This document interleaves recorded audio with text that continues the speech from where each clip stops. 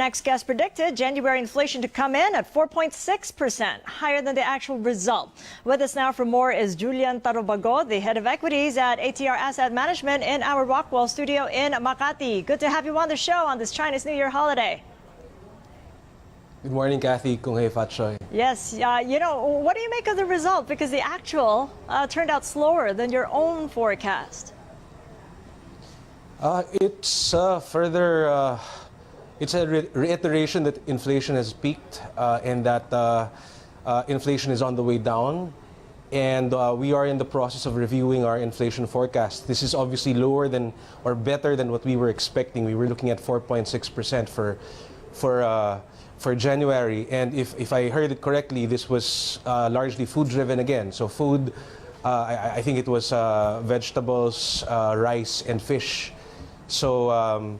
yeah, bodes well for Philippine consumption, I would think, and growth. When you consider that review of your own numbers, for the month-on-month, the growth in inflation is 0.2%, coming all the way from minus 0.6%. Does that concern you?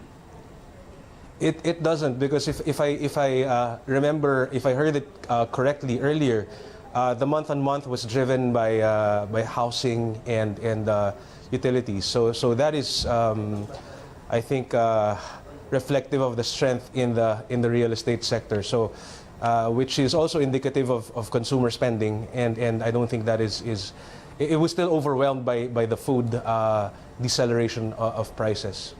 So how will this influence the Philippine Central Bank's decision and statement out on Thursday? We're looking at no hike. We think rates will be unchanged by the Monetary Board on Thursday. But what would a statement be now that we know that inflation's come in at the lower end of the Philippine Central Bank's target range? Sure. One thing's for sure, this puts less pressure on the central bank to act in terms of adjusting monetary policy. I'll leave it at that at this point. But do you think monetary policy officials are likely to consider maybe a triple R cut if they're likely to keep rates where they are? Absolutely. We're looking at 200 basis points this year cut in the reserve requirement. We think that makes sense. Well, yes, but what is it going to be driven by? Driven by current market conditions. And that has been flagged by the central bank as early as last year, that the triple R rate needs to be realigned lower. If I remember correctly, if you recall, the reserve requirement is in the region is still significantly lower than where the Philippines is. So it would be a natural adjustment, I think. So wouldn't be surprised if that happens. Given the assumptions you now have on inflation and monetary policy, what do you plan to do differently for your ATRAM Alpha Opportunity Fund for the first quarter and the first half? I was looking at your fund year to date, and it is underperforming the PSEi. We are actually staying the course.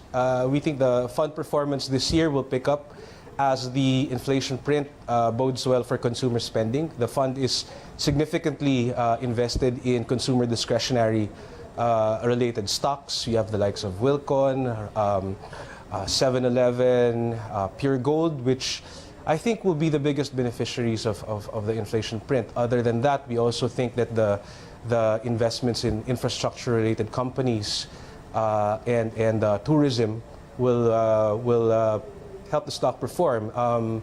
It's a natural correction. If you look at the last 3 years, the Alpha Opportunity Fund has actually outperformed benchmarks and I think all equity funds, and that is because of a due diligence process that is heavily reliant on internal investment research. This heavy reliance on research allows us to identify what stocks and what sectors to go overweight or underweight in. Give you an example, in 2018 alone, last year, we have a very curious and determined team of analysts that went on 380 company visits 380 company visits, talking with key officials of different companies. And this is important because this gives us insights. Has given us considerable insights as to how to forecast earnings, how to forecast free cash flows, and how to estimate intrinsic values when of we lengthen the companies the duration in the market. And I wanted to bring you to this chart. Over the last 3 years, your fund is still the best performing Philippine equity fund.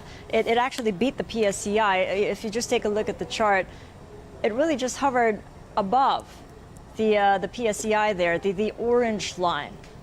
What have you done in terms of strategic and tactical positioning, and what are you going to do to beat the benchmark this year? Because so far you've underperformed in the first month of 2019. We'll stay in, as I said, the themes are in place. This is 1 month of underperformance versus 3 years of outperformance. We're staying the course, still invested in consumer discretionary, infrastructure-related companies. We like tourism-related companies, which includes gaming. And from a strategic and tactical perspective, we will keep taking advantage of those opportunities as they present ourselves, which include, like last year, we were, and in previous years, we were buying when the markets were fearful or bearish, and we were calibrating cash positions when the markets seemed to have performed with considerable exuberance, irrational exuberance, some people might say. All right, well, I'll check back with you in the next few months for the performance of your fund. Thank you so much for joining us, Julian Tarrobago of ATR Asset Management in Rockwell. Thank you, Kathy.